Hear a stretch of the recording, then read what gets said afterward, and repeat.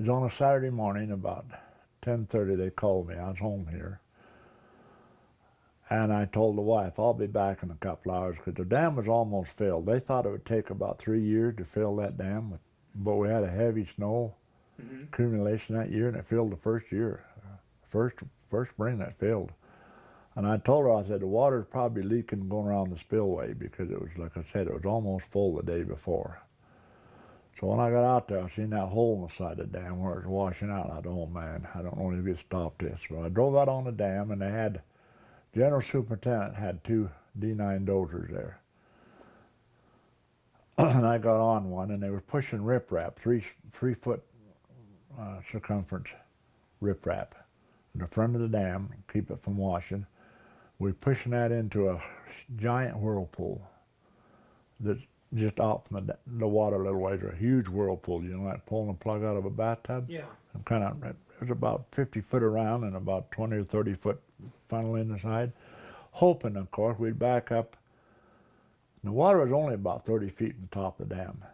So we'd back up the top of the dam, got a dozer full of that big riprap and push off into the whirlpool, hoping it would suck it down and slow it down, or we didn't figure it'd stop it. Maybe we hoping we'd slow it down enough to where we'd figured out another way to stop it so it wouldn't wash the dam out.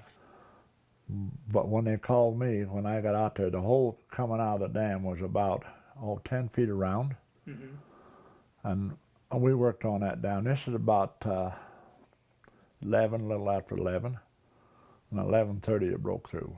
We was pushing that riprap into there, and the General Superintendent was standing there, luckily. He was standing off the side, and of course that water kept washing through and getting bigger, and the hole getting bigger and bigger, and then it settled.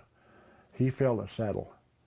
You know, when the hole got bigger, the dirt settled down over top of it, and he felt it settle, and he waved us off. The other dozer operator, he backed off. He was up near the top of the dam. He backed away, and I backed up away, and the General Superintendent, he took off running. And I backed up dozer up and started put it in reverse and started backing up across the dam, and just started backing up, and it caved in. Caved in and washed away. And then it just kept getting big chunks, just getting wider and wider as it caved in. I thought, boy, I'm not going to make it.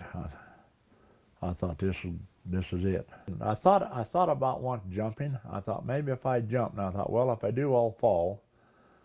And they'll go in reverse about as fast as you can run anyhow. So I gave that idea up, and I just stuck with the dozer, and it didn't catch me, but I thought it was going to. It was a matter of seconds. There's a huge water spray. I don't know why that was. I guess the water where it come through was circling down below the dam, and there's a lot of wet spray come up. But it was a long, I guess a roar. You could say it sounded like a roar, sort of. All that water rushing through that little narrow gorge, and as the gorge widened, the gorge got wider. Of course, the roar diminished. To start with, it was pretty loud. When I was backing off there, when that dam was caving off, I thought, you don't think about how much money you have. You think about your family. What's my family going to do? Because I thought it was going to, I really did think I was going to die. Because the way it was caving off so fast, widening so fast, I thought it was going to cave off and take me with it. But that was my number one thought, that what's my family going to do without me? That worried me somewhat. When I finally realized I was safe, the first thing, when I went to cut off, I was so weak I had to hold on to the track. They're a big high dozer. D9s are huge. And then the track comes up about your chest. You have to step off the dozer arm and stuff to get down. But my knees were so weak I had to lean up against the track until I steadied up a little bit because I couldn't stand. I was still so frightened, I guess.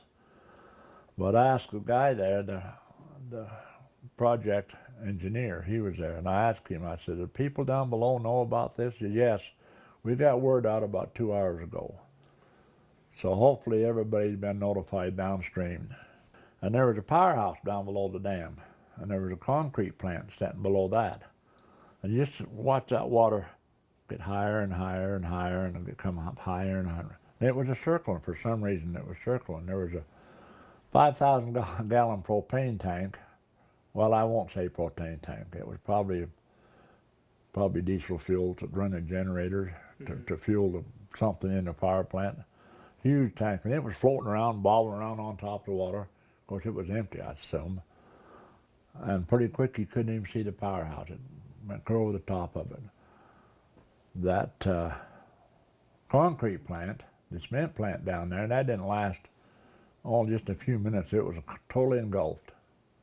It was really a frightening experience to see how much power that has. And I'll never forget, the water finally started to go out the canyon, and those huge, big old huge cottonwoods, standing 60, 80 feet tall. That water was just mowing them down. I don't know how high that water was, deep that water was, but I would guess 20 feet or so.